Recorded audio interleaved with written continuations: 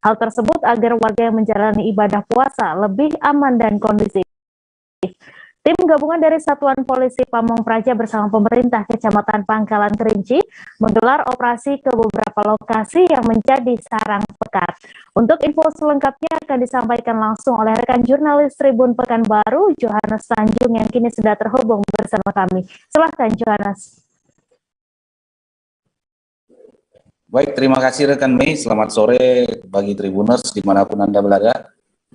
Pemerintah Kabupaten Pelalawan memang mengintensifkan razia terhadap penyakit masyarakat yang ada di Kabupaten Pelalawan, khususnya di Kota Pangkalan Kerinci dalam 1 pekan terakhir sebelum Ramadan. Seperti yang dilakukan oleh Satuan Polisi Pamong Praja dengan pemerintah Kecamatan Pangkalan Kerinci, maksud kami pada hari Jumat malam kemarin, melakukan razia dan operasi terhadap tempat-tempat yang dituding sebagai tempat penyakit masyarakat dalam beberapa waktu terakhir. Ada 3 tempat yang disambangi oleh tim gabungan, diantaranya yakni Kafe Remang-Remang sekaligus Pantai Pijat yang ada di kawasan Tanjung Raya, Jalan Lintas Timur, Kota Pangkalan Kerinci. Di tempat ini tim gabungan menyita alat-alat dan juga mengangkut 2 orang para pemilik kafe serta beberapa pelayan kafe, karena memang keberadaan mereka menyalahi peraturan daerah yang dikeluarkan oleh pemerintah Kabupaten Pelalawan. Kemudian setelah dari wilayah Tanjung Raya, tim gabungan juga melanjutkan razianya ke penginapan, yakni ada penginapan Wisma CMO yang ada di Jalan Lintas Timur, Kabupaten Pelalawan. Di Wisma ini memang banyak laporan dari masyarakat ke Satpol PP bahwasanya penginapan tersebut merupakan tempat mesum dan juga tempat oleh pasangan yang bukan suami istri. Ternyata benar ketika dilakukan pemeriksaan oleh personil gabungan, ada beberapa pasangan yang tidak memiliki ikatan pernikahan di dalam kamar, kemudian ada juga pasangan yang kumpul kebo, serta bahkan ada 5 pemuda-pemudi yang dalam keadaan mabuk di dalam kamar tersebut. Semuanya diangkut oleh tim Satpol PP dan pemerintah Kecamatan Pangkalan Kerinci beserta para penjaga ataupun karyawan daripada wisma tersebut. Tempat terakhir yaitu tempat ketiga, tim gabungan mendatangi Wisma Sarina.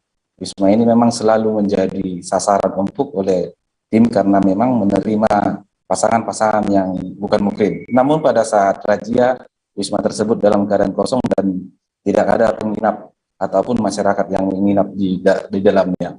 Kedepan tim gabungan akan mengintensifkan razianya dan selalu melakukan operasi ke beberapa tempat yang selama ini diduga menjadi sarang pekat untuk membuat para pengusaha atau pengelola hiburan malam maupun penginapan yang menjadi sarang pekat ini lebih menghargai daripada himbauan pemerintah Kabupaten Pelalawan. Demikian informasi dan laporan saya dari Johannes Tanjung dari Kabupaten Pelalawan, wartawan tribunpekanbaru.com.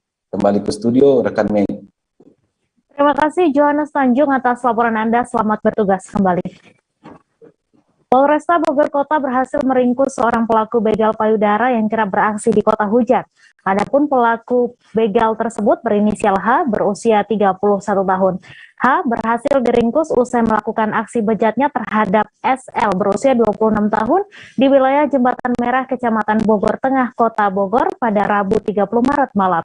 Untuk info selengkapnya akan disampaikan langsung oleh rekan jurnalis Tribun Bogor, Rahmat Hidayat, yang kini sudah terhubung bersama kami. Silakan, Rahmat.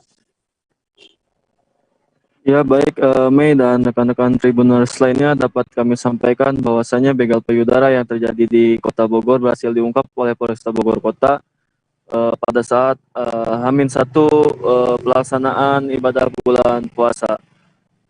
Pengungkapan ini berawal ketika H, 31 tahun, yang melakukan aksi bejatnya kepada SL 26 tahun ketika SL hendak pulang bekerja. Kemudian dari arah stasiun Bogor, tepatnya di Jembatan Merah, kemudian H ataupun pelaku langsung melakukan begal payudara terhadap SL 26 tahun. Adapun menurut pengakuan dari Kasat Reskrim Polresta Bogor Kota Kompol Doni Erwanto, beliau mengatakan bahwasanya aksi bejat yang dilakukan H ini merupakan aksi yang pertama kali dilakukan oleh dirinya menurut pengakuan dari si tersangka begal payudara ini. Pun Kompol Doni pun menegaskan bahwasanya H ini tidak dalam keadaan mabuk. Namun perlu Tribuners lain ketahui bahwasanya H ini status ini merupakan duda.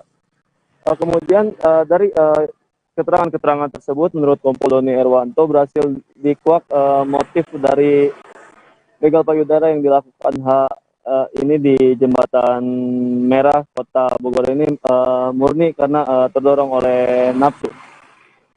Sehingga saat ini H terus dilakukan pemeriksaan lebih lanjut oleh pihak Polresta Bogor Kota untuk mengetahui ditakutkannya ada penyimpangan seksual dan penyimpangan psikologis dari H itu sendiri.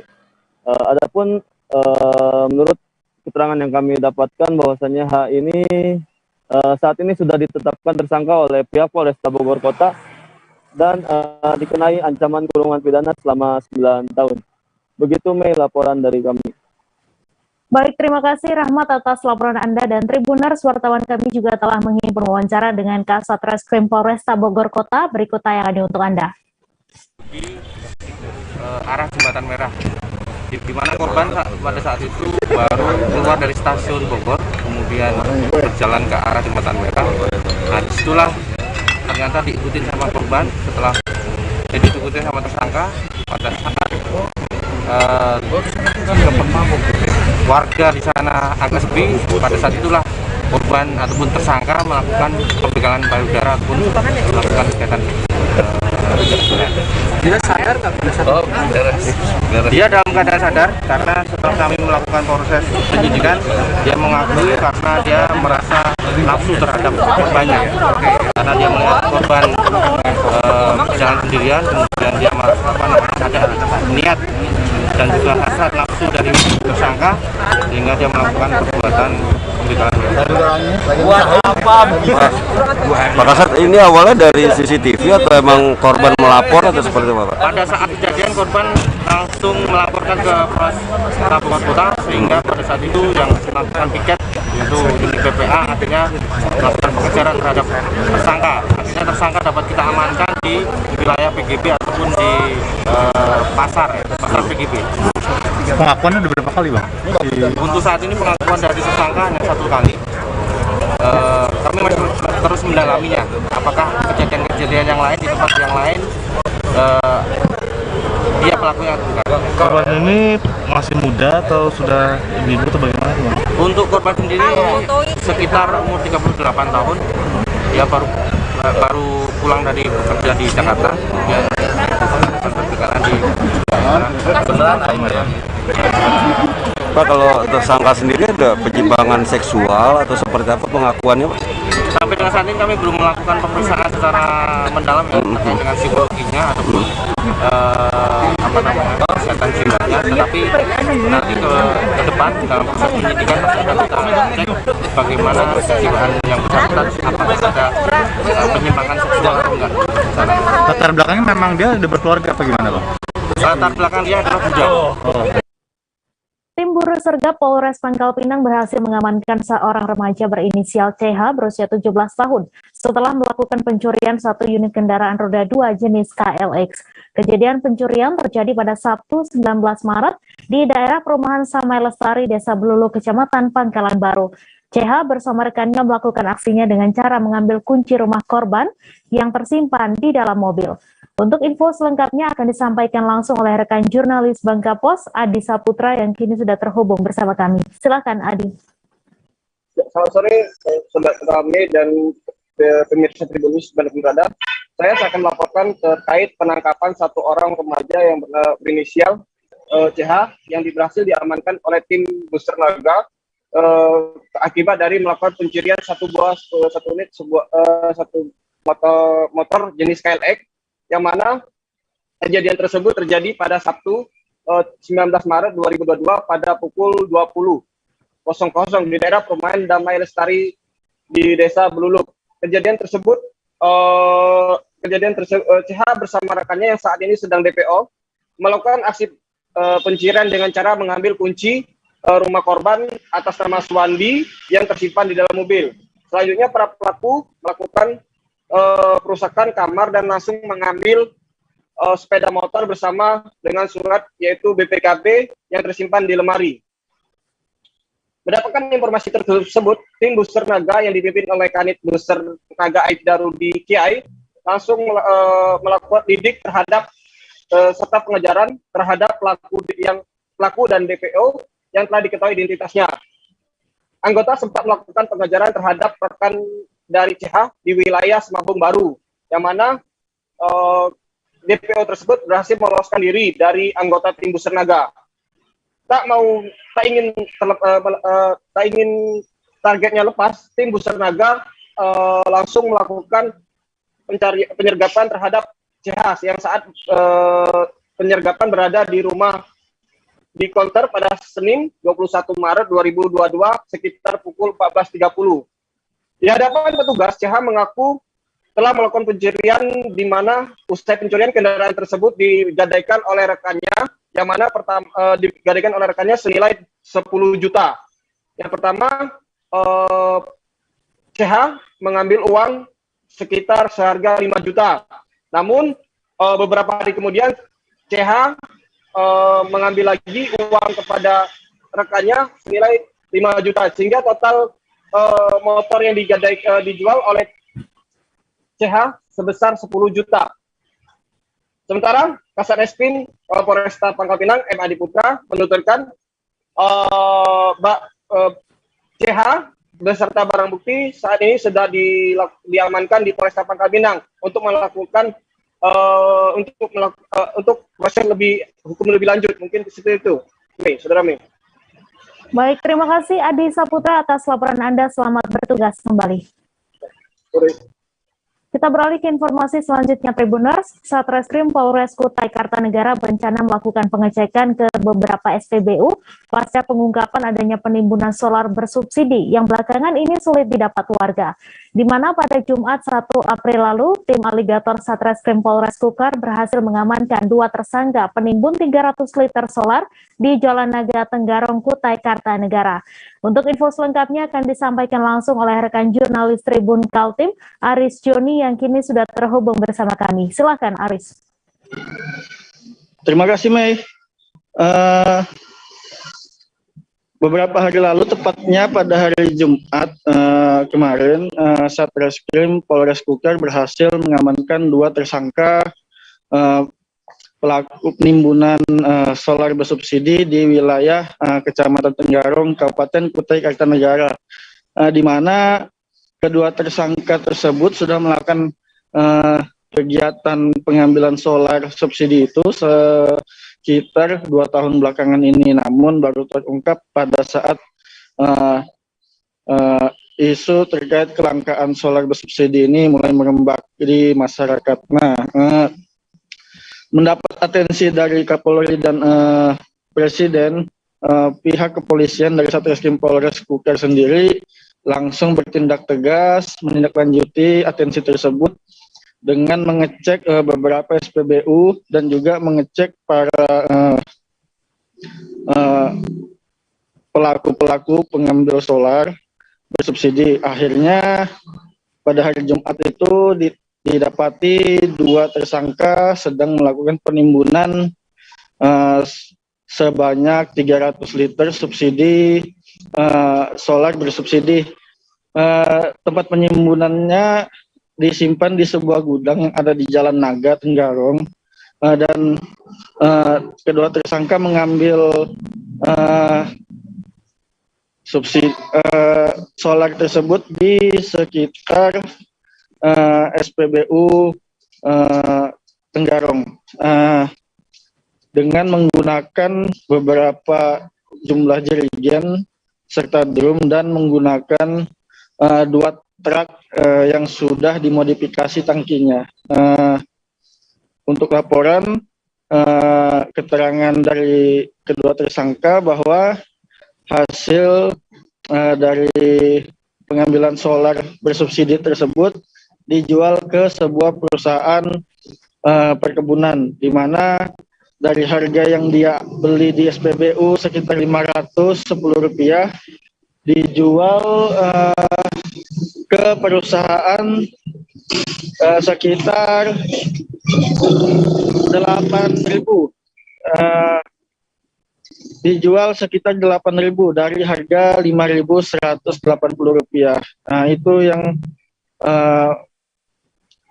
dapat diambil keuntungannya sekitar Rp2.950. Alhasil pihak Satreskrim Polres Blitar ke depan akan lebih intens melakukan pengecekan ke SPBU guna mengurai ke antrian yang menjalar atau panjang terkait antrian solar ini, dan juga untuk mengantisipasi adanya penimbunan-penimbunan lainnya yang dilakukan oleh oknum-oknum yang tidak bertanggung jawab. Seperti itu, Mei. Baik, terima kasih Aris atas laporan Anda. Selamat bertugas kembali. Pasar Pabukuan yang dikoordinir Dinas Perdagangan Kota Padang kembali dibuka setelah vakum selama 2 tahun pada Minggu 3 April. Menurut Wali Kota Padang, Hendri Septa, dibukanya kembali Pasar Pabukuan karena alasan melihat kondisi pandemi yang sudah melandai saat ini. Untuk info selengkapnya akan disampaikan langsung oleh rekan jurnalis Tribun Padang, Rahmat Panji, yang kini sudah terhubung bersama kami. Silakan, Panji. Baik, rekan Mei. Untuk Pasar Pabukuan sendiri itu kembali dibuka pada kemarin hari Minggu tanggal 3 April 2022. Pembukaan ini setelah terjadinya 2 tahun vakum Pasar Pabukuan di bawah Dinas Perdagangan karena adanya kondisi pandemi COVID yang terus meningkat pada 2 tahun belakang, sehingga pihak pemerintah dan Dinas Perdagangan tidak berani untuk membuka Pasar Pabukuan. Pasar Pabukuan yang dibuka oleh Wali Kota Padang langsung ini akan berlangsung sampai hari terakhir Ramadan nanti, itu sejak pukul 3 sore sampai jelang maghrib. Itu para pengunjung atau masyarakat di Kota Padang bisa langsung datang ke Pasar Pabukuan. Pasar Pabukuan menghadirkan ragam makanan dan minuman serta takjil yang khas dari Sumatera Barat. Minuman segar sampai dengan makanan-makanan berat juga ada. Selain itu, Pasar Pabukuan ini berada di sebelah Balai Kota Lama, persisnya di Jalan Profesor M. Yamin nomor 70 di dekat Polresta Padang. Dan untuk masyarakat Kota Padang yang hendak berkunjung ke sana itu bisa membayar dengan tunai dan non tunai, karena di Pasar Pabukuan di bawah Dinas Perdagangan ini bisa melakukan pembayaran non tunai melalui kris. Jadi bagi masyarakat yang tidak sempat membawa uang tunai itu masih bisa berbelanja. Untuk harga Pabukuan sendiri itu berkisar dari 5.000 sampai mungkin 15 atau 20.000. Itu untuk harga, tergantung makanannya. Tapi yang paling rendah itu sekitar Rp6.000. Jadi bisa langsung berkunjung ke sana. Sekian, itu saja laporan dari saya, rekan Mei, untuk Pasar Pabukuan. Baik, terima kasih Rahmat Panji atas laporan Anda. Selamat bertugas kembali. Kita beralih ke informasi selanjutnya, Tribuners. Tabrakan antara perahu Joloro dengan kapal motor terjadi di perairan Pangkajene pada Sabtu 3 April dan menggemparkan masyarakat. Kecelakaan ini terjadi tepatnya di Kampung Jagong, Kelurahan Jagong, Kecamatan Pangkajene, Kabupaten Pangkep. Diketahui 12 orang menjadi korban dari insiden ini.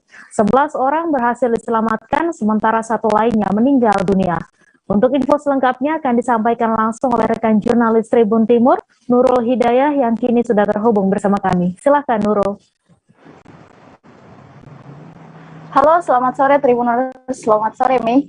Baik, tabrakan antara kapal Joloro dan juga kapal motor terjadi di Kabupaten Pangkajene, Kabupaten Pangkajene, Sulawesi Selatan, Sabtu 3 3 April 2022. Kecelakaan ini tepatnya terjadi di Kampung Jagong, Kelurahan Jagong, Kabupaten Pangkep, Sulawesi Selatan. Nah, Tribuners, dari kecelakaan ini 12 orang penumpang kapal Joloro ini menjadi korban, 11 orang lainnya berhasil diselamatkan dan dievakuasi ke rumah sakit maupun puskesmas, dan 1 orang lainnya ini ditemukan keesokan harinya tepat pada pukul 8.45 waktu Indonesia Tengah, 100 meter dari titik awal yang ditemukan hilang. Diketahui dari insiden ini 63 orang diturunkan, terdiri dari tim SAR, TNI Polri dan juga warga untuk mencari Alwi, korban yang sempat dinyatakan hilang sehari sebelumnya. Baik Tribuners, untuk kronologisnya sendiri, ini bermula ketika perahu Joloro yang berasal dari Desa Salebo, Desa Matirowalie, Kecamatan Liukang, Tupapiring, Kabupaten Pangkep, Sulawesi Selatan bergerak menuju dermaga Pasar Pangkajene untuk berbelanja kebutuhan Ramadan. Kemudian di pertengahan jalan berpapasan dengan perahu motor KM Zahra yang tanpa bisa dihindari pun menabrak perahu Joloro ini yang mengakibatkan ke-12 angkutan dan 12 penumpang dan juga muatan dari perahu Joloro ini tumpah ruah ke sungai dan mengakibatkan 11 orang lainnya sempat dinyatakan tenggelam dan 1 orang lainnya ini dinyatakan hilang dan baru ditemukan keesokan harinya. Nah, dari wawancara kami bersama Kabak Ops Polres Pangkep yang mengatakan bahwa kecelakaan ini tak bisa dihindari karena kedua kapal ini berada di jalur yang sama. Oleh karena itu, ia pun meminta kepada para pemilik kapal agar lebih berhati-hati agar insiden ini tidak bisa terulang. Dan selain itu, ia pun meminta agar para pemilik kapal menyediakan life jacket atau pelampung sesuai dengan daya tampung kapal. Dan tak sampai di situ, ia pun menekankan bahwa diperlukan koordinasi antar pihak terkait sehingga bisa dipastikan bahwa kedepannya kapal maupun Joloro yang melintasi area tersebut ini sudah memenuhi SOP yang ditetapkan. Seperti itu, kembali ke studio Mei. Baik, terima kasih Nurul atas laporan Anda, dan Tribuners, wartawan kami juga telah menghimpun wawancara dengan Kabak Ops Polres Pangkep. Berikut tayangannya untuk Anda. Kita kapal penumpang yang dikemudikan oleh lelaki Juna meninggalkan dermaga Pulau Balang Lompo dengan bawa penumpang sekitar 25 orang menuju ke dermaga Sungai Pangkajene. Nama kapalnya Intan Sahra. Dari arah dermaga Pangkajene dengan tujuan menuju Pulau Salembo. Sementara perahu yang satu dari dermaga Tumpak Piring, dermaga Pangkajene menuju Pulau Salembo, Desa Matiro, Kecamatan Liukang, Tumpak Piring ke utara, yang dikemudikan oleh lelaki Sarudin. Dari kejadian tersebut, setelah terjadinya tabrakan antara kapal Sahra Intan dengan perahu Joloro,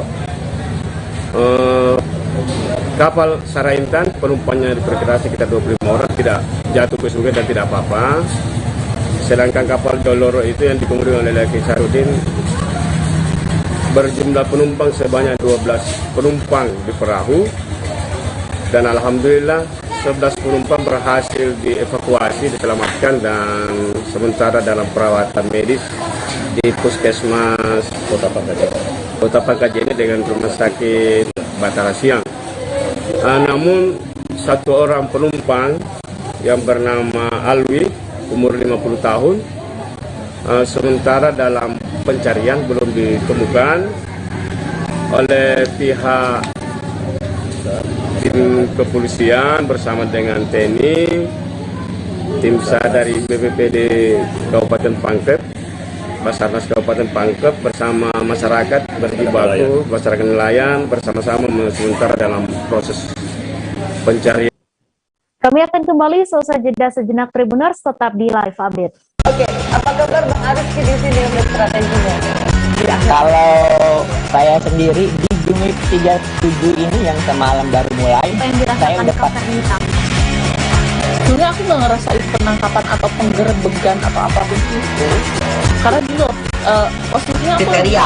Jadi kita mengenal disebut dengan stroke yang tidak berdarah dengan stroke yang berdarah. Stroke yang tidak berdarah itu biasanya ditandai dengan adanya penyumbatan. Kalau itu penyumbatan di sini mungkin pikirnya tidak ke situ kali ya, tapi kalau di Korea atau di Kamboja itu ada beberapa paper yang saya itu mas ya dulunya tukang koran. Oh gitu ya, tukang koran ya, saya baca itu pak. Tuh kan pernah baca kan ya. Jadi kalau saya jadi tanggal itu udah bersyukur banget. Si anak ini dijadikan sebagai tersangka begitu. Ya kalau ini kita bicara yang di luar kasus Bonobo ya, dengan nama hujan shower, di mana terdapat batas jelas antara daerah hujan dan tidak hujan yang biasanya terjadi pada fase awal mature stage atau tahap berbahaya itu Kang. Jadi mulai artinya terjadinya perlembekan. Nah itu untuk penetrasi akan sulit. Gitu, ya. Dok, saya ini menurut saya memang tidak mudah, bukan urusan tanah diambil. Kalau misalnya Amerika Serikat sekarang, Rasulullah mengatakan dalam sebuah hadis bahwa berpuasa di 6 hari Syawal itu. Oke, apa kabar Bang Arif di sini untuk strateginya? Ya, kalau saya sendiri di Jumik 37 ini yang semalam baru mulai, saya mendapat Sebenarnya aku nggak ngerasain penangkapan atau penggerebekan atau apapun itu, karena gini loh, posisinya kriteria. Jadi kita mengenal disebut dengan stroke yang tidak berdarah dengan stroke yang berdarah. Stroke yang tidak berdarah itu biasanya ditandai dengan adanya penyumbatan. Kalau itu penyumbatan di sini mungkin pikirnya tidak ke situ kali ya, tapi kalau di Korea atau di Kamboja itu ada beberapa paper yang saya itu mas ya dulunya tukang koran. Oh gitu ya, tukang koran ya, saya baca itu. Tuh kan pernah baca kan ya. Jadi kalau saya jadi tanggal itu udah bersyukur banget. Si anak ini dijadikan sebagai tersangka begitu. ya kalau ini kita bicara yang di luar kasus Bonobo ya, dengan nama hujan shower, di mana terdapat batas jelas antara daerah hujan dan tidak hujan yang biasanya terjadi pada fase awal mature stage atau tahap berbahaya dewasa. itu Kang. Jadi mulai artinya terjadinya perlembekan. Nah itu untuk penetrasi akan sulit. Gitu, ya. Dok, saya ini menurut saya memang tidak mudah, bukan urusan tanah diambil. Kalau misalnya Amerika Serikat sekarang, Rasulullah mengatakan dalam sebuah hadis bahwa berpuasa di 6 hari Syawal itu. Oke, apa kabar Bang Arif di sini untuk strateginya? ya, kalau saya sendiri di Jumik 37 ini yang semalam baru mulai, saya mendapat Sebenarnya aku nggak ngerasain penangkapan atau penggerebekan atau apapun itu, karena gini loh, posisinya kriteria. Jadi kita mengenal disebut dengan stroke yang tidak berdarah dengan stroke yang berdarah. Stroke yang tidak berdarah itu biasanya ditandai dengan adanya penyumbatan. Kalau itu penyumbatan di sini mungkin pikirnya tidak ke situ kali ya, tapi kalau di Korea atau di Kamboja itu ada beberapa paper yang saya itu mas ya dulunya tukang koran. Oh gitu ya, tukang koran ya, saya baca itu. Tuh kan pernah baca kan ya. Jadi kalau saya jadi tanggal itu udah bersyukur banget. Si anak ini dijadikan sebagai tersangka begitu. Terima kasih Anda masih menyaksikan live update. Tersangka kasus penyebaran konten pornografi, Gusti Ayu Dewanti alias Dea OnlyFans tiba di Polda Metro Jaya. Kedatangan Dea OnlyFans kali ini untuk memenuhi panggilan pemeriksaan terkait kasus konten pornografi di situs OnlyFans. Selain itu, Dea juga menjalani wajib lapor yang dilakukan pada Senin dan Kamis. Untuk info selengkapnya akan disampaikan langsung oleh rekan jurnalis Tribun News, Fandi Permana, yang kini sudah terhubung bersama kami. Silakan Fandi. Ya, selamat sore Tribuners dan juga Mei studio. Dapat saya laporkan langsung dari Polda Metro Jaya bahwa Gusti Ayu Dewanti atau Dea OnlyFans menghadiri panggilan pemeriksaan lanjutan sebagai tersangka kasus penyebaran konten pornografi yang diunggah di situs OnlyFans. Mega atau Dea sendiri datang didampingi oleh kedua tim pengacaranya, yakni Abdillah Syarifuddin dan juga Herlambang Ponco.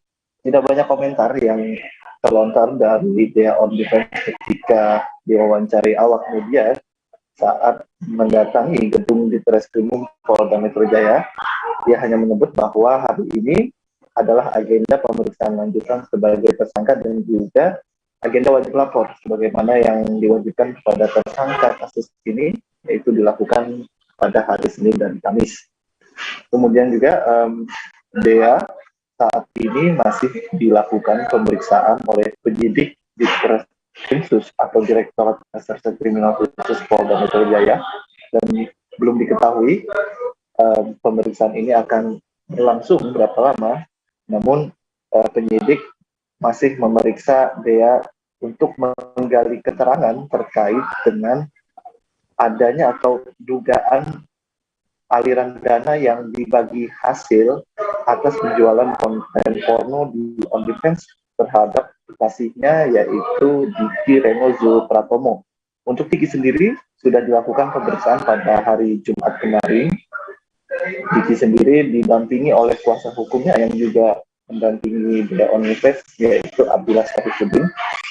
Sekitar 28 pertanyaan diputar kepada Diki dan penyidik. Dalam hal ini, Direktur Reserse Kriminal Khusus Polda Metro Jaya, Kombes Pol Aulian Salubis, sebelumnya mengatakan bahwa penyidik telah menyita beberapa alat bukti, yaitu akun Google Drive dari Dea OnlyFans, karena penyidik akan mendalami adanya dugaan pemeran pria lain dalam konten-konten porno yang diunggah oleh Dea OnlyFans. Sementara itu, Kabid Humas Polda Metro Jaya, Kombes Polisi Endra Zulfan, saat dihubungi pagi tadi, penyidik akan mendalami dugaan aliran dana yang didapat Dea setiap menjual kontennya di OnlyFans. Kepada penyidik sebelumnya Dea mengaku bahwa ia mendapatkan penghasilan sekitar 20 juta per bulan dan sudah mulai aktif mengunggah konten-konten porno tersebut sejak setahun belakangan. Dan untuk video yang tersebar di media sosial di mana lawan main Dea OnlyFans yakni Diki, penyidik sudah mengkonfirmasi bahwa video itu dibuat pada awal tahun 2022. Saat ini memang para awak media masih menunggu apa hasil dari pemeriksaan, dan Dea juga tadi sudah berjanji akan memberikan keterangannya terkait dengan pemeriksaannya sebagai tersangka hari ini. Baik, terima kasih Fandi Permana atas laporan Anda, dan Tribuners, wartawan kami juga telah menghimpun wawancara dengan Dea OnlyFans. Berikut tayangannya untuk Anda. Ada pemeriksaan tambahan, udah ditunggu sama penyidik ya, bentar ya. Misi. Dea gimana Dea? Oh, ntar aja ya Mas ya, nanti aja ya. Dea. Mas ya, nanti ya.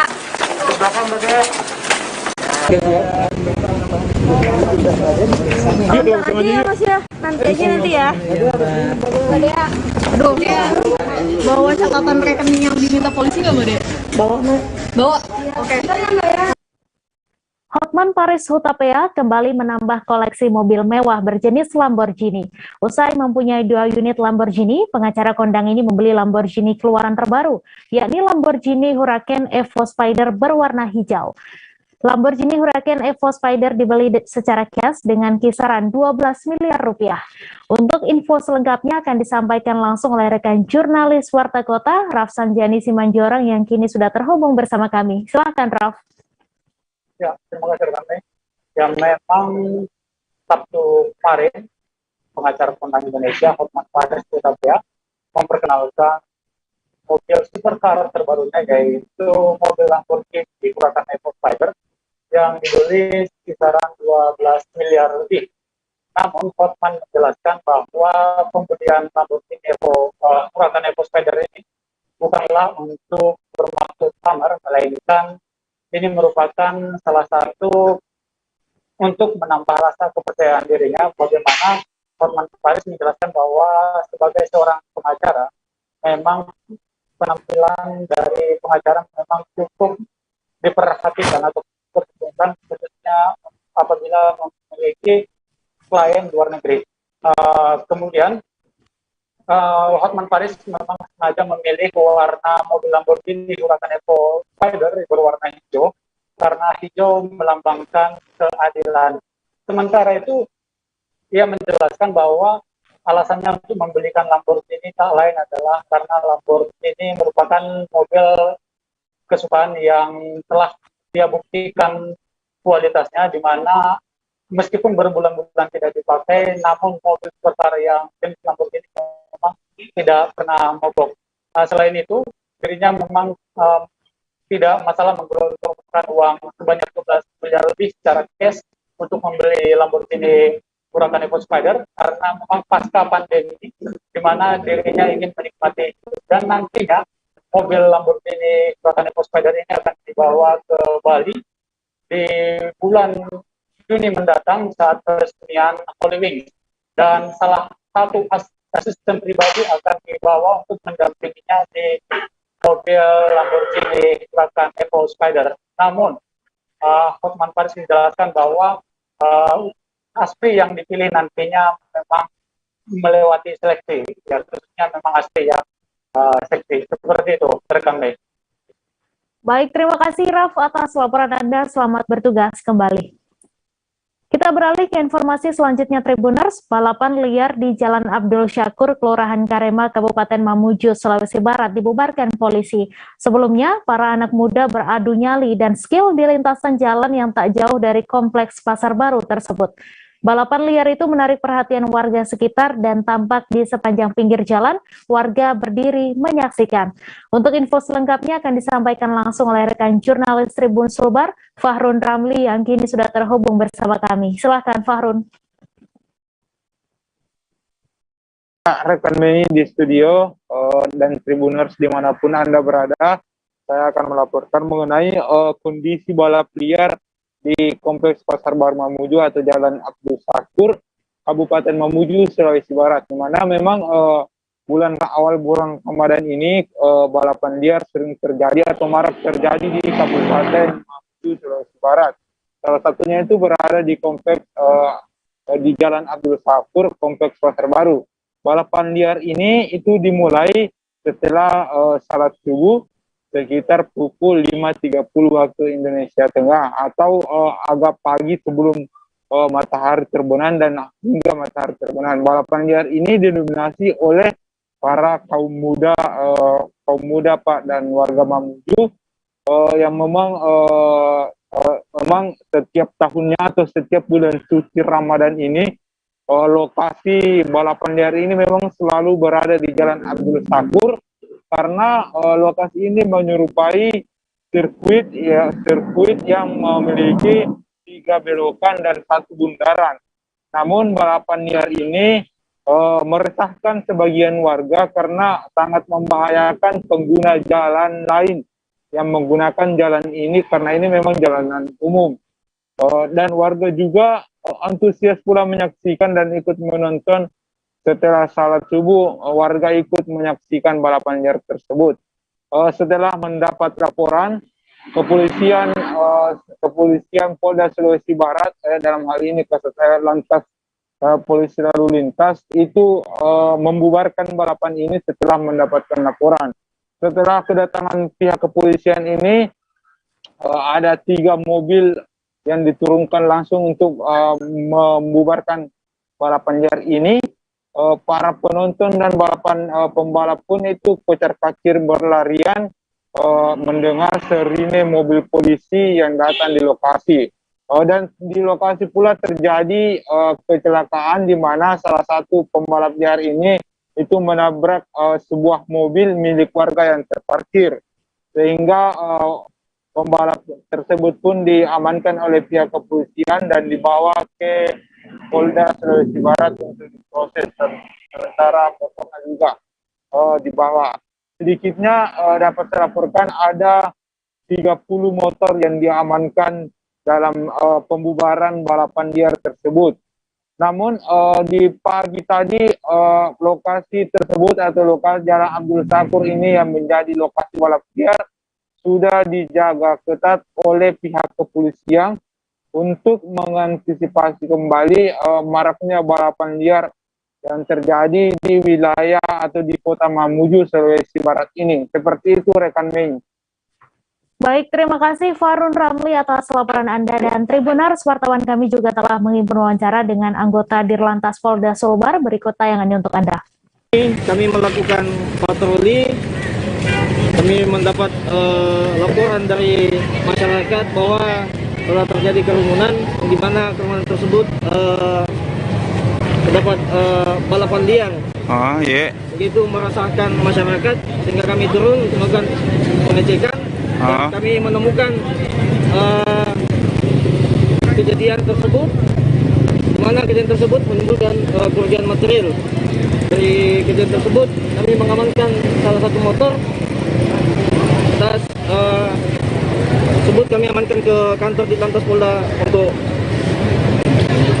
penanganan lebih lanjut.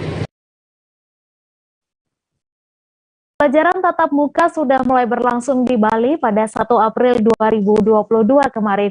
Namun, kebanyakan instansi pendidikan serentak melakukan PTM pada hari ini, Senin 4 April, khususnya di Kota Denpasar.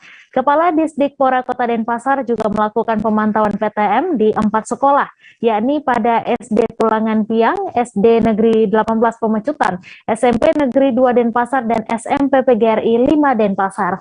Untuk info selengkapnya akan disampaikan langsung oleh rekan jurnalis Tribun Bali, Niluh Putusari Wahyuni, yang kini sudah terhubung bersama kami. Silakan, Sari.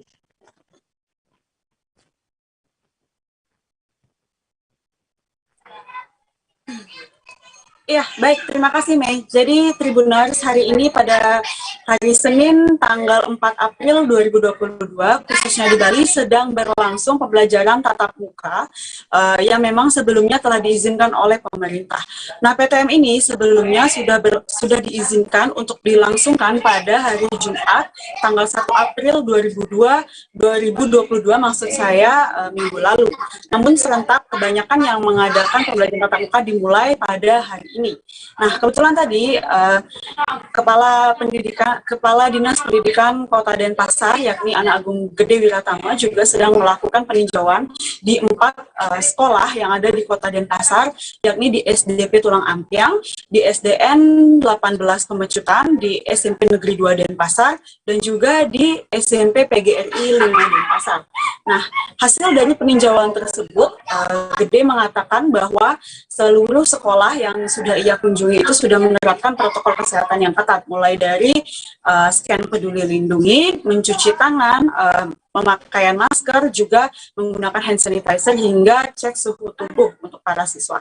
Nah, ketika tadi saya juga mengunjungi SD Negeri 18 Pemecutan, yang kebetulan juga sedang ditinjau oleh Kadisdik, memang sudah berlangsung aktivitas pembelajaran tatap muka, di mana ada beberapa siswa yang sudah melakukan pembelajaran tatap muka, yakni olahraga atau PJOK di lapangan sekolah, dan sisanya melakukan pembelajaran di masing-masing kelasnya. Nah, setelah melakukan peninjauan ini, Kadisdik juga mengimbau kepada orang tua siswa agar nantinya juga menerapkan protokol kesehatan yang ketat agar PTM ini bisa terus berjalan. Nah, salah satu protokol kesehatan yang ketat yang harus ditaati oleh orang tua adalah di mana harus menjemput anaknya dan mengantar anaknya juga tepat waktu ke sekolah, dan jangan membiarkan anak terlalu lama diam di luar sekolah. Selain itu juga ia memberikan data untuk hari ini sebanyak 254 sekolah dasar mengikuti mengikuti pembelajaran tatap muka, 76 SMP dan 8 MTS. Jadi ia berharap semoga saja nantinya pembelajaran tatap muka ini bisa berjalan dengan lancar. Namun ia juga tidak menghindari nantinya jika ada kasus COVID-19 kembali ditemukan pada siswa, di mana sesuai dengan SKB 4 Menteri, jika jumlahnya di atas 50%, maka sekolah akan ditutup kembali. Sementara jika jumlahnya di bawah 50%, sekolah akan tetap buka, namun akan dibagi dengan beberapa sesi. Maka dari itu untuk saat ini pembelajaran tatap muka dilakukan secara full atau penuh, jadi semua siswa sudah bisa masuk pada hari ini, Mei. Baik, terima kasih Sari atas laporan Anda, dan Tribuners, wartawan kami juga telah menghimpun wawancara dengan Kepala Disdikpora Kota Denpasar serta salah seorang siswa. Berikut tayangannya untuk Anda. Jadi kita sudah juga mewanti-wanti orang tua melalui kepala sekolah agar protokol kesehatannya tetap ditaati. terutama di penjemputan siswa. Ini sudah juga diwanti-wanti oleh KC agar tepat waktu lah, jangan berkerumun. Contohnya nanti pulang jam 10, nanti datang sebelum jam 10, nanti bergerombol lagi. Ini juga sudah diwanti-wanti oleh kepala sekolah agar orang tua mentaati waktu-waktu yang telah ditentukan oleh sekolah. Kalau seluruh siswa SD ini udah vaksin belum, Pak? Sudah vaksin. Ini tinggal tunggu boosternya. Kalau sejauh ini prokes yang diterapkan oleh sekolah di Kota Denpasar bagaimana, Pak? Kalau kita sudah menjalani PTM ini nggak masalah, prokes dan sarpras kita sudah memadai. Pak, data SD dan SMP di Kota Denpasar yang melaksanakan PTM berapa? Sekarang seluruhnya sudah. Jadi 254 SD, SMP-nya 76, ditambah MTS-nya lagi 8, jumlahnya 84. Harapan ke depannya, Pak, terkait PTM ini, Pak? Ya, harapan ke depan tetap kami mengimbau ke orang tua agar tetap menjaga protokol kesehatan sehingga anak-anak terhindar dari COVID. Mudah-mudahan COVID ini cepat berlalu sehingga PTM terus berjalan sedia kala sehingga pembelajaran kita bisa berjalan sesuai dengan rencana. Pak, jika ditemukan ada murid yang positif, mungkin penanganannya seperti apa, Pak? Nah, kalau sesuai dengan SKB 4 Menteri aja kita berpikir. Kalau memang 1-2 itu memang ya kita tidak menutup kemungkinan pasti akan ada, tapi penanganannya kita serahkan kepada dinas kesehatan, boleh puskesmas, dan kita berpedoman pada SKB. Pastinya seneng ya, soalnya kayak kita bisa ketemu teman, habis itu kalau belajarnya itu bisa gimana ya, lebih enak belajar langsung sama gurunya daripada nonton video kayak di rumah ya. Lebih memahami lah. Sejauh ini penerapan protokol kesehatan di sekolah menurut adik gimana? Udah lengkap sih, karena sebelum kita masuk ke sekolah itu kita dicek suhu dulu, terus kita pakai hand sanitizer dan diwajibkan untuk pakai masker. Ini nanti sekolahnya kira-kira sampai jam berapa? Kita sekolah sampai jam setengah 1. Setengah 1 dari jam?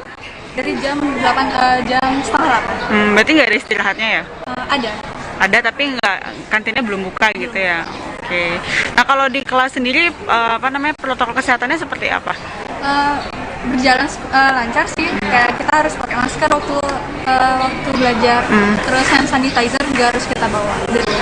Harapannya, Dek, terkait pembelajaran tatap muka? Harapannya PTM-nya itu bakal terus jalan ya, soalnya biar lebih mudah kita belajarnya. Kami masih akan menyajikan informasi menarik untuk Anda. Selesai jeda sejenak, tetap di Live Update. Oke, apa kabar Bang Arif di sini untuk strateginya? Kalau saya sendiri di Jumit 37 ini yang semalam baru mulai, saya udah sebenarnya aku nggak ngerasain penangkapan atau penggerbegan atau apapun itu, karena gini loh, posisinya kriteria. Jadi kita mengenal disebut dengan stroke yang tidak berdarah dengan stroke yang berdarah. Stroke yang tidak berdarah itu biasanya ditandai dengan adanya penyumbatan. Kalau itu penyumbatan di sini mungkin pikirnya tidak ke situ kali ya, tapi kalau di Korea atau di Kamboja itu ada beberapa paper yang saya itu Mas, ya dulunya tukang koran. Oh gitu ya. Tukang koran. Ya, saya baca itu Pak. Tuh kan pernah baca kan? Ya. Jadi kalau saya jadi tanggang itu udah bersyukur banget. Si anak ini dijadikan sebagai tersangka begitu. Ya, kalau ini kita bicara yang di luar kasus Situbondo ya. Dengan nama hujan shower, di mana terdapat batas jelas antara daerah hujan dan tidak hujan yang biasanya terjadi pada fase awal masuk stage atau tahap berbahaya itu Kang. Jadi mulai artinya terjadinya perlembekan. Nah itu untuk penetrasi akan sulit. Gitu ya. Dok, saya ini menurut saya memang tidak mudah, bukan urusan tanah diambil. Kalau misalnya Amerika Serikat sekarang, Rasulullah mengatakan dalam sebuah hadis bahwa berpuasa di 6 hari Syawal itu. Oke, apa kabar Bang Arif di sini untuk strateginya? Kalau saya sendiri di Jumit 37 ini yang semalam baru mulai, saya udah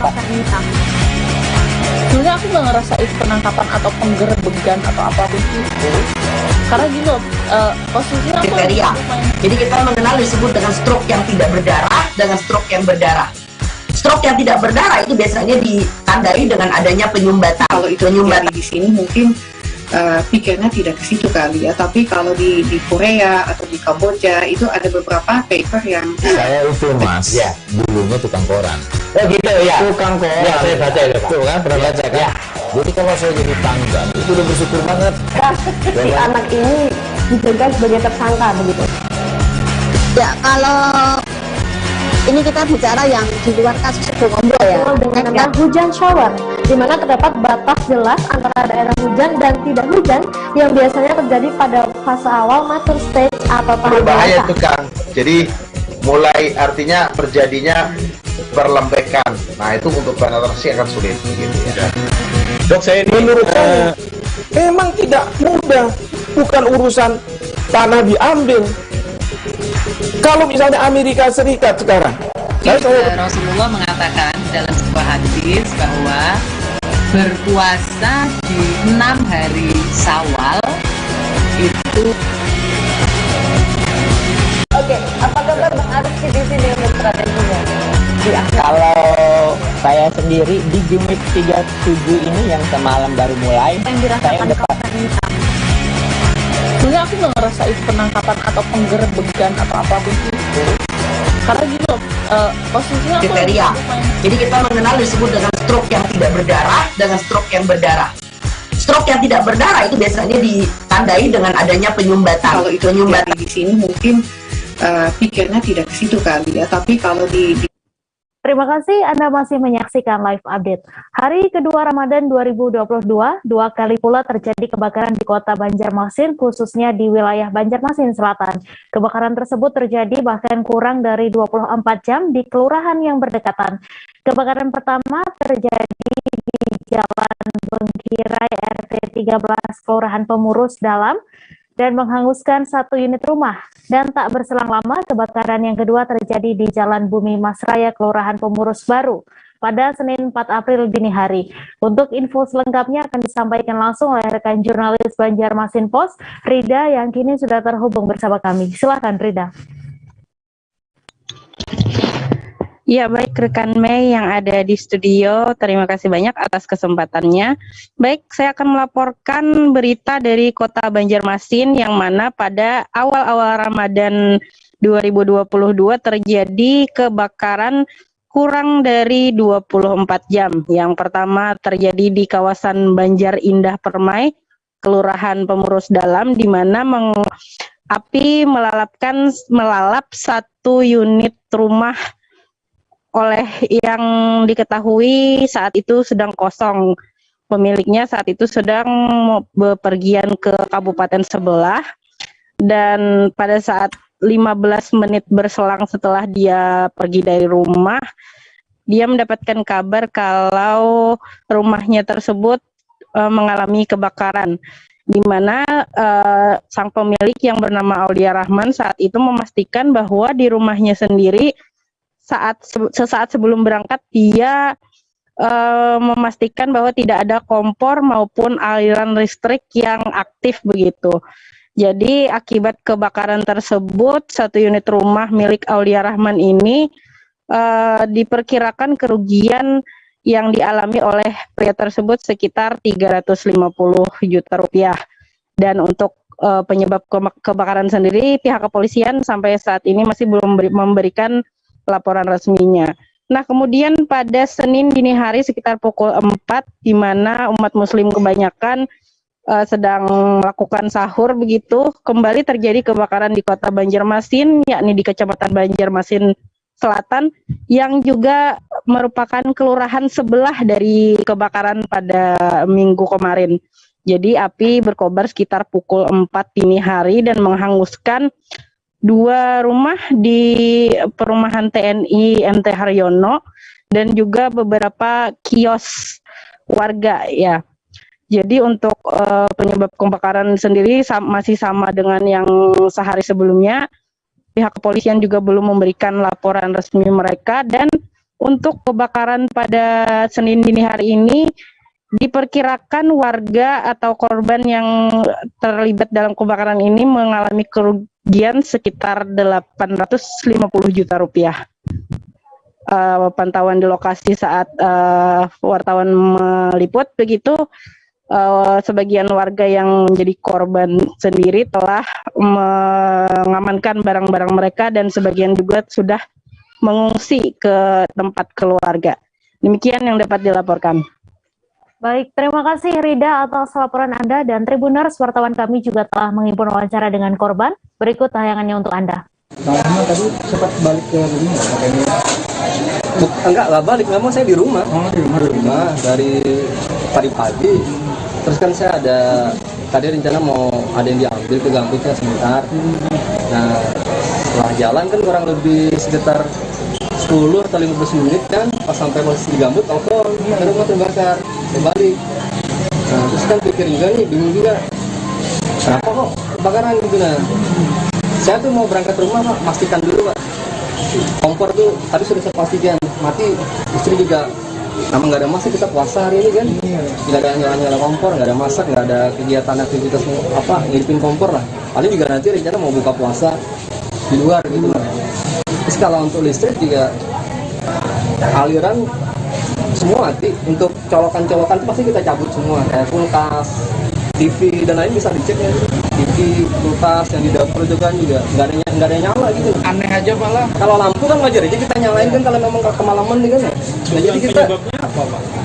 Nah, ulun kan tahu lah penyebabnya, kita kada berani menyalahkan siapa-siapa gitu nah. Apakah musibah nih kada tahu kan. Tapi cuma tadi ulun sebelum berangkat itu ada orang bakar-bakar Pak di samping rumah sebelah kiri. Nah, cuma posisi bakarnya itu ulun kada melihat persis di mana. Tapi yang jelas di samping, apakah samping dapur sebelah kiri Pak? Melihat asapnya kan berarti Pak? Lihat.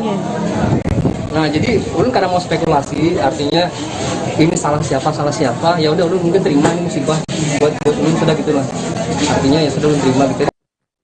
Kebakaran kembali terjadi di Jalan Olahraga Kelurahan Watang, Kecamatan Polewali, Kabupaten Polewali Mandar, Sulawesi Barat pada Sabtu 2 April. Akibat kebakaran tersebut, 2 rumah dan 1 bank sampah habis terbakar. 4 unit mobil pemadam kebakaran pun diturunkan untuk memadamkan api. Untuk info selengkapnya akan disampaikan rekan jurnalis Tribun Sulbar, Kamarudin, yang kini sudah terhubung bersama kami. Silakan Kamarudin.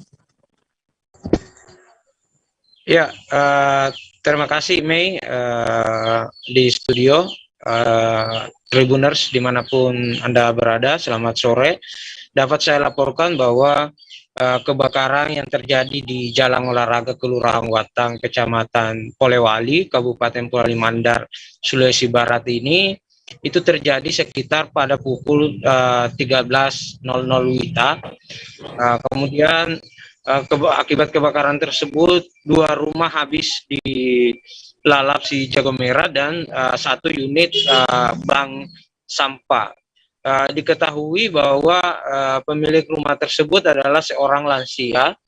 Pemilik rumah yang pertama bernama Haji Sanabong, yang kedua Haji Sanabong berumur 73 tahun dan memiliki penyakit stroke dan saat ini mengalami lumpuh.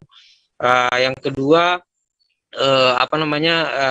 rumah milik Cak Ebong dan umur 70 tahun dan gudang sampah milik Bapak Adam di kelurahan Kelurahan Watang. Kemudian saat penyebab terjadinya kebakaran di Kelurahan Watang ini, menurut salah satu warga di Kelurahan Watang, bernama Masti Wulan Masagani, mengatakan bahwa dirinya mendengar teriakan dari tetangga bahwa ada kebakaran. Namun setelah dia keluar, dia melihat api dari milik Caebong yang berumur 70 tahun. Menurut keterangan dia juga mengatakan bahwa api ini diduga dari rumah Caebong, yakni daerah dapur Caebong, kemudian menjalar ke meja, kemudian membakar juga rumah milik Haji Sanebong. Begitu. Untuk untuk kerugian, polisi masih mendalami dan memeriksa berapa kerugian yang dialami akibat kebakaran ini. Namun yang terjadi bahwa Haji Sanebong ini mengalami luka bakar di bagian tangan kanannya. Kemudian untuk diketahui juga bahwa 4 unit mobil kebakaran yang diturunkan oleh tim petugas pemadam kebakaran ditambah 1 dari bantuan dari dinas DLHK. Menurut keterangan Kapolsek Polewali, Gusti Bagus Krisna mengatakan api baru bisa dipadamkan sekitar pukul 14.30 WITA. Untuk saat ini informasi terakhir bahwa pemilik rumah Haji Sanebong dan Caebong sementara dievakuasi di rumah tetangga. Kemudian informasi terakhir juga sudah diberikan bantuan dari Dinas Sosial Kabupaten Polewali Mandar berupa bahan makanan berat maupun makanan ringan, terus kemudian pakaian dan juga selimut untuk dia gunakan dalam selama bulan Ramadan ini. Demikian yang bisa saya laporkan, Mei. Terima kasih. Assalamualaikum warahmatullahi wabarakatuh. Baik, terima kasih Kamarudin atas laporan Anda. Selamat bertugas kembali. Kita beralih ke informasi selanjutnya, Tribuners. Operasi pasar minyak goreng curah digelar di Pasar Induk Tanjung Selor. Minyak goreng curah dalam operasi pasar ini dijual sesuai harga eceran tertinggi sebesar Rp14.000 per liternya. Kegiatan ini difasilitasi oleh anggota DPR RI Daerah Pilihan Kaltara, Dedi Sitorus, serta didukung oleh PT Raja Wali Nusindo sebagai penyalur minyak goreng curah di Kaltara. Untuk info selengkapnya akan disampaikan langsung oleh rekan jurnalis Tribun Kaltara, Ilhami Faudi, yang kini sudah terhubung bersama kami. Silakan, Faudi. Ya, dapat dilaporkan rekan Mei dan Tribuners bahwa operasi pasar minyak goreng curah dilaksanakan di Pasar Induk Tanjung Selor. Itu ada sebanyak 17 ton minyak goreng curah yang disalurkan kepada 6 pedagang besar yang nantinya akan disalurkan kepada pelaku UMKM yang ada di Bulungan atau di Tanjung Selor ini. Pelaksanaan operasi pasar minyak goreng curah ini memang dikhususkan bagi para pelaku UMKM, mengingat sampai saat ini untuk masyarakat miskin atau kurang mampu nantinya akan disediakan bantuan langsung tunai atau BLT untuk menjaga daya beli, sedangkan untuk bagi masyarakat mampu diharapkan dapat membeli minyak goreng kemasan yang saat ini sudah tersedia kembali di pasaran dengan harga keekonomian. Dan sampai saat ini memang khusus untuk di wilayah Tanjung Selor sendiri masih terdapat sejumlah kelangkaan minyak goreng, khususnya untuk minyak goreng curah yang ada di pasaran. Dan beberapa pelaku usaha mengaku cukup antusias dengan adanya minyak goreng curah yang dijual sesuai dengan harga eceran tertinggi atau HET. Salah satu pedagang mengaku akan menggunakan minyak goreng yang dibeli dari operasi pasar ini sebagai kebutuhan warung makannya yang dia beli waktu itu sebesar 15 liter. Dan operasi pasar minyak goreng curah ini diperkirakan akan berlangsung selama 2 atau 3 kali di bulan Ramadan ini, sehingga nantinya tidak akan terjadi gejolak harga sepanjang bulan Ramadan. Begitu rekan Mei. Baik, terima kasih Faudi atas laporan Anda, dan Tribuners, wartawan kami juga telah mengimpun wawancara dengan anggota DPR RI Dapil Kaltara serta Supervisor Kaltintara PT Raja Wali Nusindo. Berikut tayangannya untuk Anda. Satu yang kita jalani begini, mudah-mudahan nanti kedepannya ada lagi yang bisa membantu kami di Kaltara. Selain Bulungan, ada tempat lain Pak? Kami lagi ajukan untuk Nunukan dan juga Tarakan, supaya bisa masuk di 2 tempat kabupaten tersebut. Berarti kendalanya sementara masih sesuai harga yang ditetapkan pemerintah sampai nanti kepada UMKM yang kita tuju. sasarannya UMKM aja Pak? UMKM, karena yang untuk masyarakat miskin kan sudah ditetapkan untuk mendapatkan BLT, dan untuk minyak goreng medium dan premium kan sudah tersedia di pasar. Jadi memang ini khusus untuk UMKM sehingga mereka bisa memanfaatkan momentum Ramadan ini untuk bisa berusaha dengan baik, ya.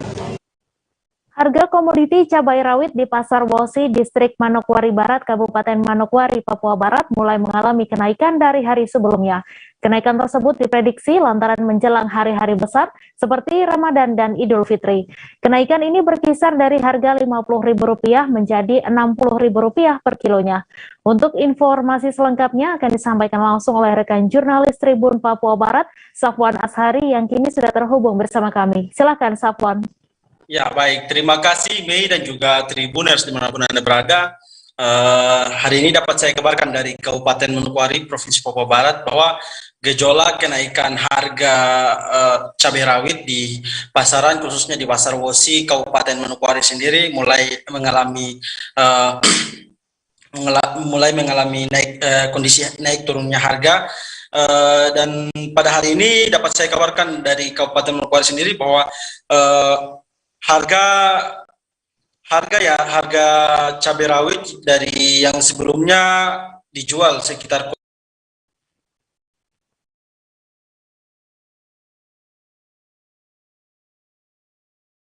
hingga Rp50.000 per kilonya, kini naik menjadi Rp60.000 per kilonya begitu.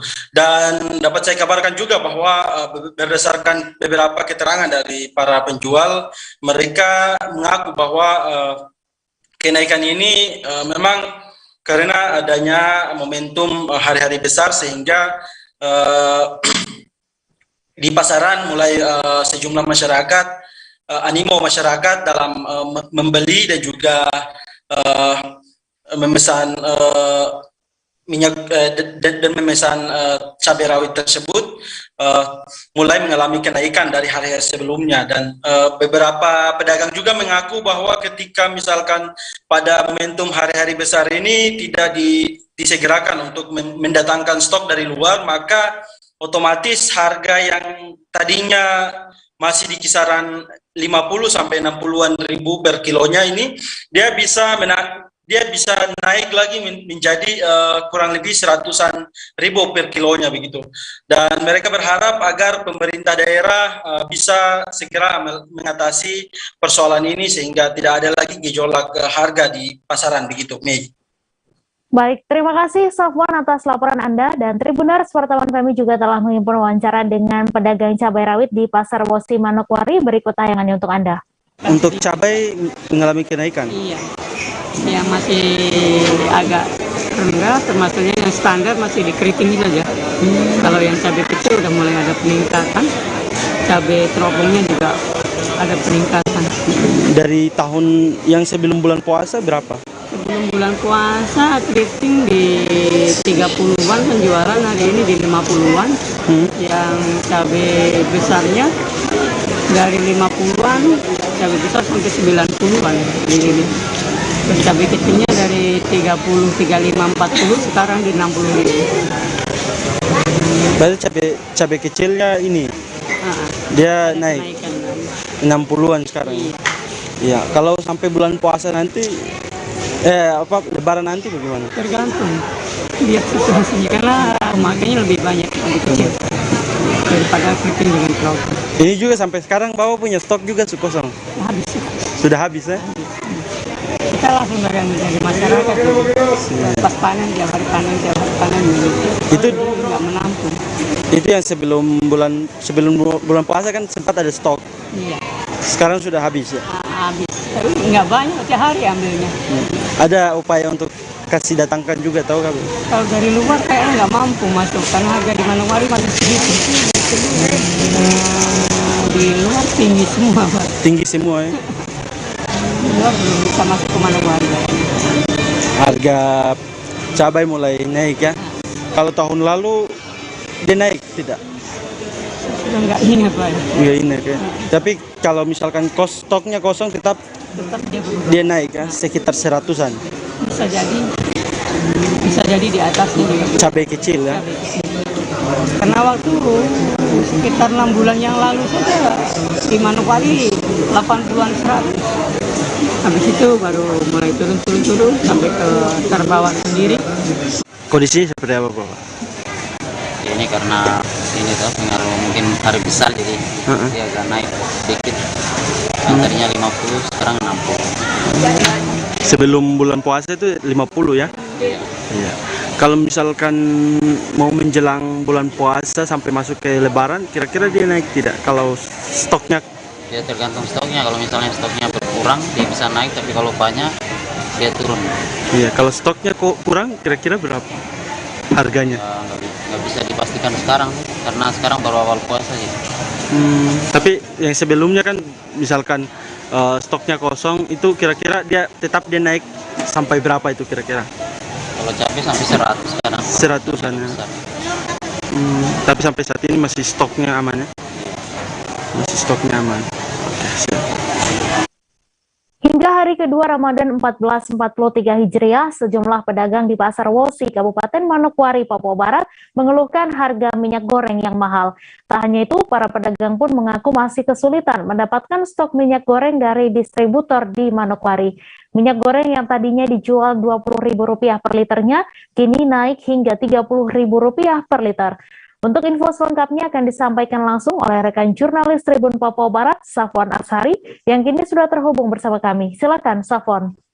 Ya, baik. Mei dan juga Tribuners dimanapun Anda berada, kembali lagi dengan saya, reporter tribunpapuabarat.com.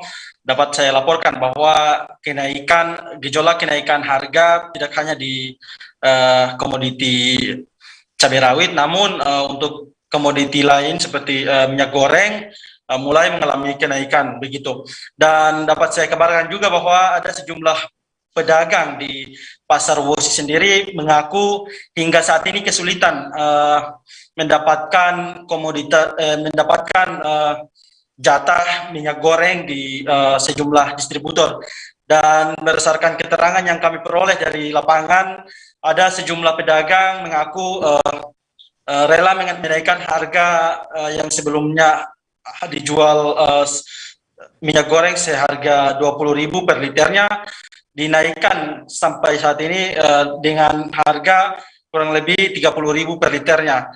Kenaikan harga ini dinaikkan lantaran mereka mengaku bahwa hingga saat ini mereka sangat sulit untuk mendapatkan stok, dan ketika mendatangkan stok juga yang dulunya mereka datangkan dengan harga kurang lebih 200-an ribu per karon, per karton maksud saya. Namun saat ini telah naik menjadi kurang lebih 300-an ribu per karton, sehingga mereka dalam penjualan di pasaran mereka rela untuk menaikkan harga dari yang sebelumnya. Dan berdasarkan pantauan kami di lapangan, ada sejumlah masyarakat yang sempat untuk membeli minyak goreng, namun mereka ketika mendengar minyak goreng telah naik harganya, maka mereka pun tidak mengurungkan niatnya untuk membeli minyak goreng di Pasar Wosi begitu, Mei. Ya, baik, terima kasih Safwan atas laporan Anda. Selamat bertugas kembali. Kami akan kembali selesai jeda sejenak, Tribuners, tetap di live update. Oke, apa kabar Bang Arif di sini untuk strateginya? Ya, kalau saya sendiri di Jumit 37 ini yang semalam baru mulai, saya udah sebenarnya aku nggak ngerasain penangkapan atau penggerebekan atau apapun itu, karena gitu posisinya aku jadi kita mengenal disebut dengan stroke yang tidak berdarah dengan stroke yang berdarah. Stroke yang tidak berdarah itu biasanya ditandai dengan adanya penyumbatan. Kalau itu terjadi di sini mungkin pikirnya tidak ke situ kali ya, tapi kalau di Korea atau di Kamboja itu ada beberapa paper yang saya itu mas ya dulunya tukang koran. Oh gitu ya, tukang koran ya, saya baca ya Pak. Tuh kan pernah baca kan ya. Jadi kalau saya jadi tanggal itu udah bersyukur banget Kak, si anak ini dijadikan sebagai tersangka begitu ya. Kalau ini kita bicara yang di luar kasus Situbondo ya, dengan nama hujan shower, di mana terdapat batas jelas antara daerah hujan dan tidak hujan yang biasanya terjadi pada fase awal mature stage atau tahap bahaya itu Kang. Jadi mulai artinya terjadinya perlembekan. Nah itu untuk penetrasi akan sulit gitu ya. Dok, saya ini menurut saya memang tidak mudah, bukan urusan tanah diambil. Kalau misalnya Amerika Serikat sekarang, Rasulullah mengatakan dalam sebuah hadis bahwa berpuasa di 6 hari Syawal itu. Oke, apa kabar Bang Arif di sini untuk strateginya? Kalau saya sendiri di Jumip 37 ini yang semalam baru mulai, Apa yang dirasakan Kapten Hitam? Sebenarnya aku nggak ngerasa itu penangkapan atau penggerbegan atau apapun itu, karena gitu posisinya aku Kriteria. Jadi kita mengenal disebut dengan stroke yang tidak berdarah dengan stroke yang berdarah. Stroke yang tidak berdarah itu biasanya ditandai dengan adanya penyumbatan. Kalau itu di sini mungkin pikirnya tidak ke situ kali ya, tapi kalau di Korea atau di Kamboja itu ada beberapa paper yang Saya ukur mas, ya dulunya tukang koran. Oh gitu ya. Tukang koran. Ya saya baca itu pak. Tuh kan pernah baca kan? Ya. Jadi kalau saya jadi tangga itu udah bersyukur banget. Si anak ini dijadikan sebagai tersangka begitu. Ya kalau ini kita bicara yang di luar kasus Sebongombo ya, dengan nama hujan shower, di mana terdapat batas jelas antara daerah hujan dan tidak hujan yang biasanya terjadi pada fase awal mature stage atau tahap berbahaya dewasa. itu Kang. Jadi mulai artinya terjadinya perlembekan. Nah itu untuk penetrasi akan sulit gitu ya. Dok, saya ini menurut saya memang tidak mudah, bukan urusan tanah diambil. Kalau misalnya Amerika Serikat sekarang, Rasulullah mengatakan dalam sebuah hadis bahwa berpuasa di 6 hari Syawal itu. Oke, apa kabar Bang Arif di sini untuk strateginya?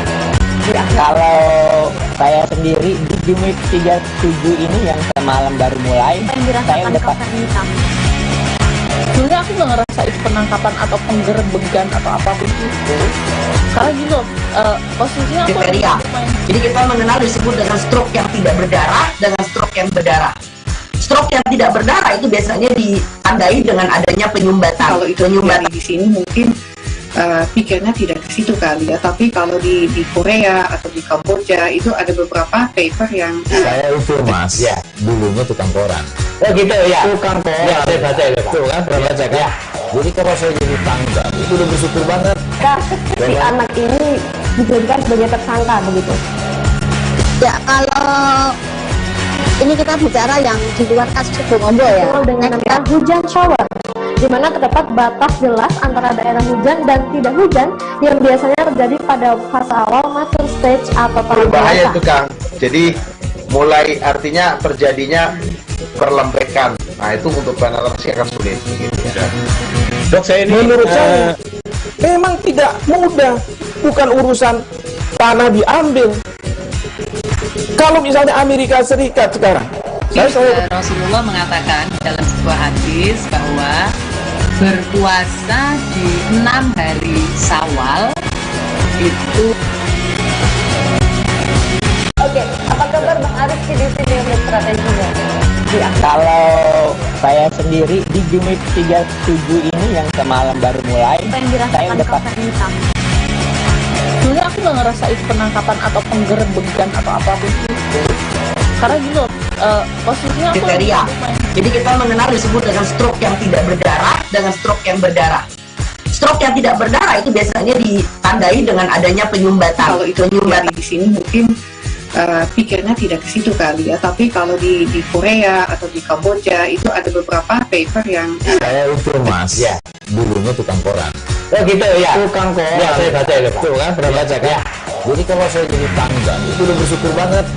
Si anak ini dijadikan sebagai tersangka begitu.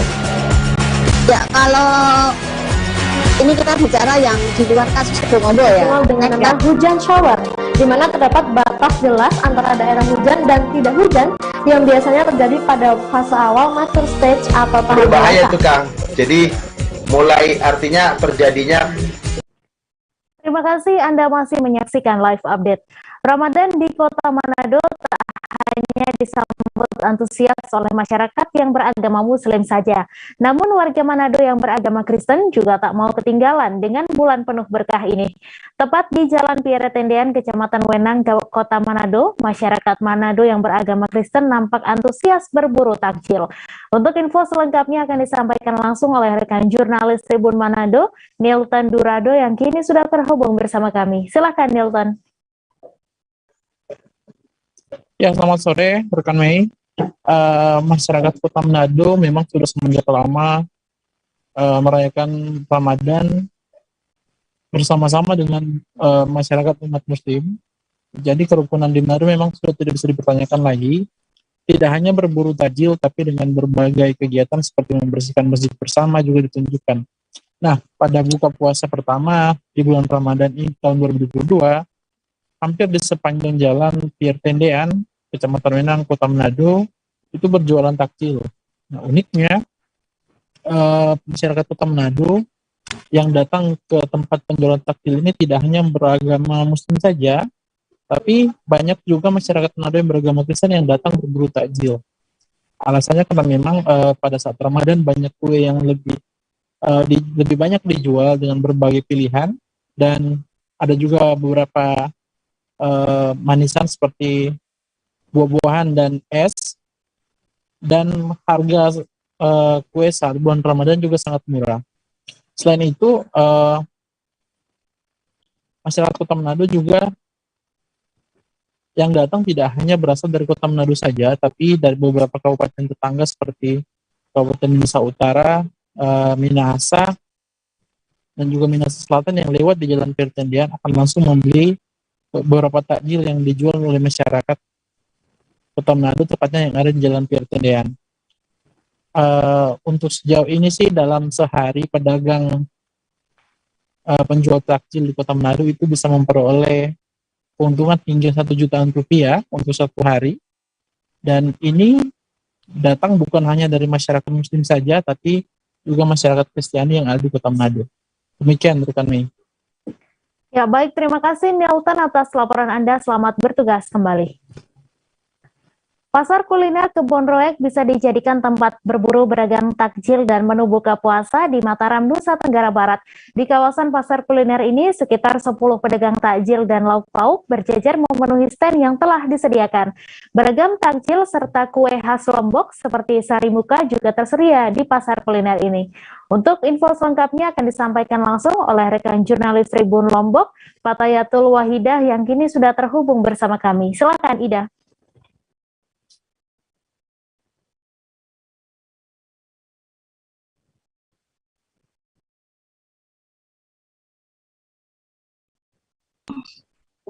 Oke, baik rekan-rekan, memang di pasar kuliner Kebon Roek ini baru saja diresmikan oleh pemerintah Kota Mataram menjelang waktu saat Ramadan seperti itu. Dan di sini itu ada kira-kira sekitar 10 stand kuliner yang tersedia, mulai dari kuliner lokal seperti yang tadi disebutkan oleh rekan Mei, sari muka lupis yang terbuat dari gula merah dan kelapa muda.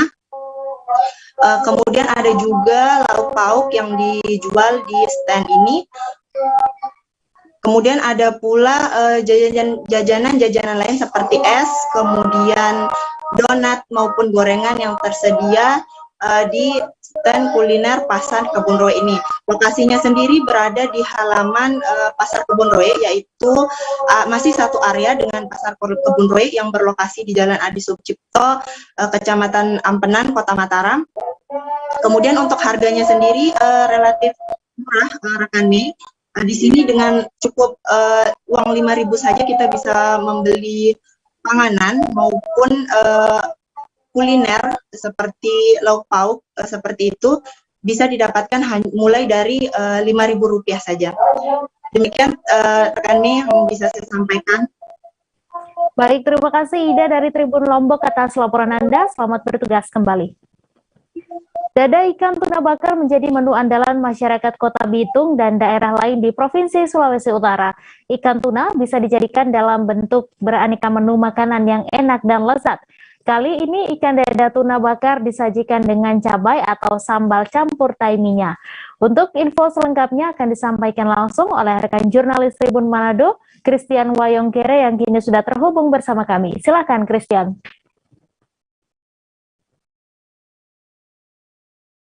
Selamat sore rekan Mei dan Tribuners dimanapun Anda berada, dapat kami informasikan terkait dengan satu di antara menu kuliner andalan yang ada di Kota Bitung, yaitu dada ikan tuna bakar. Jadi dada ikan tuna bakar ini menjadi menu andalan atau menu favorit warga atau masyarakat Kota Bitung dan sejumlah kabupaten kota yang ada di Provinsi Sulawesi Utara. Nah, rekan Mei dan Tribuners, menu ini berasal dari ikan tuna yang juga merupakan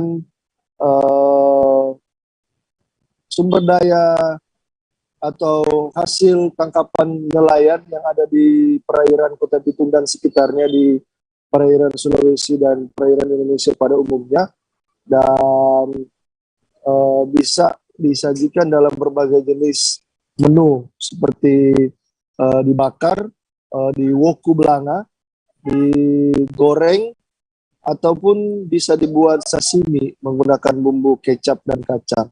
Dan lebih enaknya lagi Tribuners dan rekan Mei, menu ikan bakar dada tuna ini bisa diperpadukan atau divariasikan dengan menggunakan cabai atau sambal bercampur taiminya atau hasil air santan kelapa yang dimasak dan menghasilkan taiminya. Ini sangat enak dan sangat cocok sekali untuk dicampur sebagai bumbu atau sebagai sambal ikan bakar dada tuna ini. Jadi ikan bakar dada tuna ini sebelum dimasak atau sebelum dibakar di atas api, bisa juga dari kayu api maupun tempurung kelapa, direndam terlebih dahulu selama beberapa jam menggunakan minyak ikan atau jeruk atau lemon,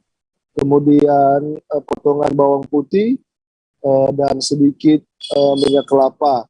Nah, sambil direndam, kita membuat api dari tempurung kelapa atau kayu api. Kemudian setelah beberapa jam direndam, barulah kita membakarnya di atas bara api sampai kedua sisinya matang, Tribuners dan rekan Mei. Menu ini sangat lezat dan sangat cocok dan sangat enak dimakan dengan nasi panas atau nasi hangat. Kemudian lauk atau sayurnya bisa dari daun ubi, daun singkong, ataupun daun gedi, bahasa orang Manado atau orang Sulawesi Utara. Kemudian sayur kangkung atau sayur paku, dan dipadukan dengan berbagai aneka jenis sayur lainnya. Dan biasanya di momentum Lebaran ini atau di momentum bulan puasa ini, beberapa umat Muslim juga memilih menu ikan tuna bakar ini atau dada tuna bakar ini sebagai makanan untuk berbuka puasa maupun makan sahur. Dan untuk memperolehnya di Kota Bitung sendiri bisa dibeli di beberapa gerai atau tempat penjualan dada tuna, dan di beberapa perusahaan atau pabrik ikan yang langsung menangkap hasil tangkapan dari nelayan yang dimasukkan langsung ke beberapa perusahaan yang ada di Kota Bitung. Dan rekan Mei dan Tribuners dimanapun Anda berada, dengan mengkonsumsi ikan tuna ini diyakini akan menambah kesehatan atau menambah daya tahan tubuh kita menjadi lebih baik. Dan ikan tuna segar ini merupakan tangkapan andalan dari para nelayan yang ada di Kota Bitung maupun di Provinsi Sulawesi Utara pada umumnya. Dan selain itu, selain ikan tuna, ada juga ikan cakalang yang juga sangat cocok atau bisa juga dilakukan atau dimasak seperti dibakar maupun dengan racikan menu lainnya. Demikian rekan Mei, laporan dari Kota Bitung, dan terima kasih Tribuners. Selamat berbuka puasa bagi kawan-kawan sobat muslimin yang ada di seluruh Nusantara Indonesia ini. Terima kasih. Terima kasih Christian Woyonggere atas laporan Anda. Selamat bertugas kembali. Kita beralih ke informasi selanjutnya, Tribuners. Masjid Dompak atau juga dinamakan Masjid Nur Ilahi berada di Bukit Bestari, Pulau Dompak, Kota Tanjung Pinang, Kepulauan Riau. Masjid ini memiliki keindahan tersendiri yang tak kalah dengan masjid ikonik lain di Kepulauan Riau. Dengan bergaya arsitektur minimalis namun modern, membuat masjid ini memiliki pesona tersendiri bagi masyarakat Tanjung Pinang dan daerah lainnya di Kepulauan Riau. Untuk info selengkapnya akan disampaikan langsung oleh rekan jurnalis Tribun Batam, Rahmatika, yang kini sudah terhubung bersama kami. Silakan, Rahma. Baik, rekan Mei, dapat dilaporkan bahwa Masjid Dompak atau yang lebih dikenal dengan Masjid Nur Ilahi ini berada di Bukit Bestari, Pulau Dompak, Kota Tanjung Pinang, Provinsi Kepulauan Riau. Masjid ini memiliki keindahan tersendiri yang tak kalah dengan masjid ikonik lainnya di Provinsi Kepulauan Riau. Nah, dari Masjid Nur Ilahi yang berada di Bukit Bestari, Pulau Dompak ini, kita bisa langsung memandangi jembatan Dompak yang menjadi akses lalu lintas kendaraan di Kota Tanjung Pinang. Nah, walau hanya sekedar untuk sholat saja, namun pengunjung di sini juga sering melakukan swafoto di masjid yang terkenal megah ini. Nah, karena gedung di masjid itu berdiri megah di kawasan pemerintah Provinsi Kepulauan Riau, jadi masjid ini menjadi salah satu wisata religi di Kota Tanjung Pinang. Dengan bergaya arsitektur minimalis namun modern, membuat masjid ini memiliki pesona tersendiri bagi masyarakat Tanjung Pinang dan daerah lainnya di Provinsi Kepulauan Riau. Nah, apalagi dari Masjid Nur Ilahi ini sendiri, kita bisa pengunjung pada sore hari sering mengunjungi lokasi untuk melihat pemandangan jembatan Dompak. Sambil memandangi birunya laut yang memberikan pesona Kepri yang terkenal dengan wisata baharinya. Selain itu, keunikan lainnya dari Masjid Nur Ilahi Dompak ini, masjid ini memiliki menara yang menjulang tinggi, di mana menara masjid ini tingginya sekitar 12 lantai atau mencapai sekitar 60 meter. Bahkan di dalam menara ini sendiri disediakan lift. Jika beroperasi, maka pengunjung bisa naik ke atasnya. Namun ada opsi lainnya, ada juga tangga manual untuk naik ke atas jika apabila lift tidak beroperasi. Kemudian dahulunya di Masjid Nur Ilahi ini dijadikan tempat untuk melihat hilal di bulan Ramadan. Tetapi kini karena lift tidak bisa beroperasi lagi, maka untuk melihat hilal dipindahkan ke lokasi lain. Nah, selain itu di Masjid Nur Ilahi Dompak yang terkenal megah dan terbesar di Provinsi Kepulauan Riau, tepatnya di Kota Tanjung Pinang ini, dilengkapi juga dengan fasilitas lainnya, diantaranya itu ruang sholat utama, ruang rapat, dan juga ruang lainnya. Sekian laporan dari saya, Mei. Baik, terima kasih Rahmatika atas laporan Anda. Selamat bertugas kembali.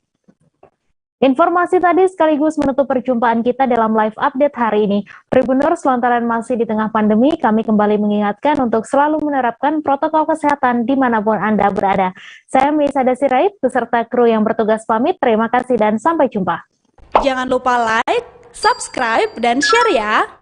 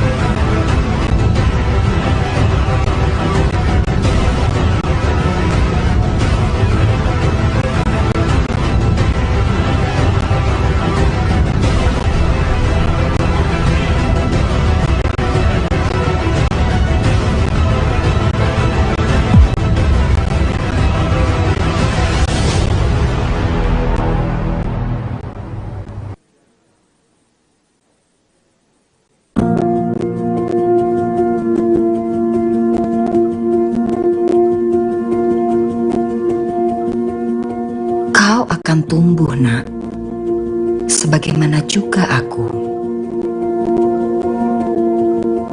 Matahari akan memberimu energi hidup. Kau akan tertarik menuju cahaya yang memberi terang dan mengusir gelap, sehingga datang padamu pengetahuan.